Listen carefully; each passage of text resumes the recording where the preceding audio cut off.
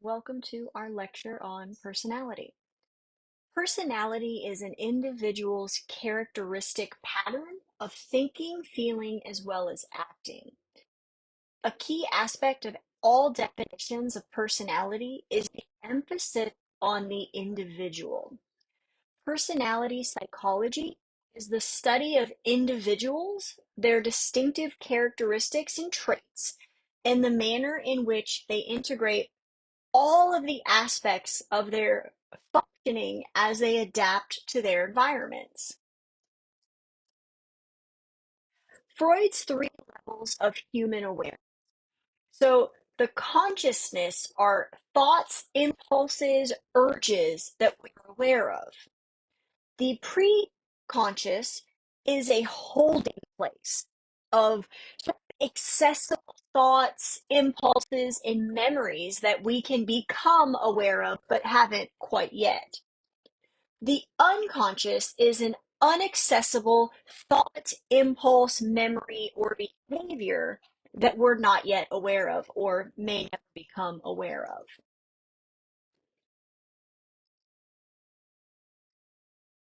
Freud's structure of personality stores unconscious energy forces that seek pleasure and gratification. The pleasure principle drives people to maximize pleasure and gratification and to avoid pain. Ego acts according to the reality or the reality principle and negotiates between instinctual need of the ideal and the demands of society. Superego judges the rightness or wrongness of our actions using defense mechanisms to handle hostility. Carl Jung broke away from Freud and became an outspoken critic who objected to Freud's overemphasis on sexual motivation. Carl Jung believed in collective unconsciousness and personal unconsciousness. Personal unconsciousness is forgotten memories and repressed experiences, where collective unconscious is images and ideas from the earliest development in the human psyche, and this includes things like mental repression, symbols, predispositions to responses in certain ways, um, and also believed in persona and shadow. This is the character we assume when relating to others in negative qualities that we try to hide. Alfred Adler felt that Freud was mistaken in centering his theory on the concept of repressed sexual and aggression conflicts. Adler claimed personality develops from attempts to compensate for feelings of being inferior.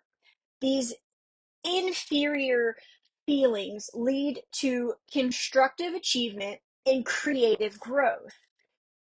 Deep inferior feelings sort of impede these positive growth and developments that we have and can really cause an inferior complex. Birth order is an important factor when it comes to personality, according to Adler. Each sibling grows up with a different experience and not necessarily treated the same by their parents. Horney, her theory was basic anxiety and culture. She sort of agreed with Freud on the significance of early childhood when it comes to personality and developing personality, but rejected his belief that development arose from instinctual conflict. Basic anxiety caused by a family environment or a disturbance. And children cope with basic anxiety by pursuing love, power, prestige, or even detachment. She argued culture plays a larger role in personality development than biology or instinct could. The Big Five, or the five factor trait theory.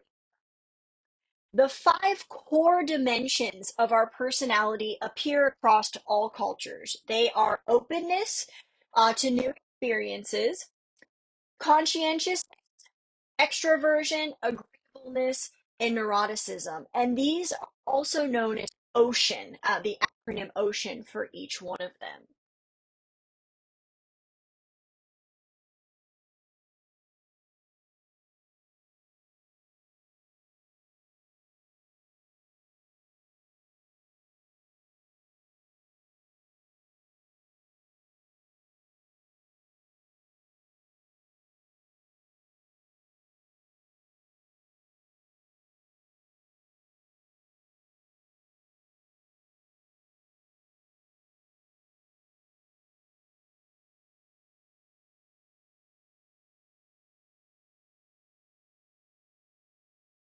Carl Rogers. Now, Rogers really believed and posted that these characteristics of growth promoting environment include being genuine, acceptance, as well as empathy.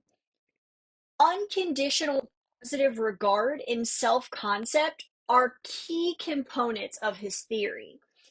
Rogers maintained that we have a self concept or image of ourselves, which determines how we perceive and respond to the world around us. He believed that the key to healthy adjustment and happiness was just sort of consistency between our self concept and our experiences. So the ideal self versus the real self gives us self esteem. I hope you've enjoyed this lecture.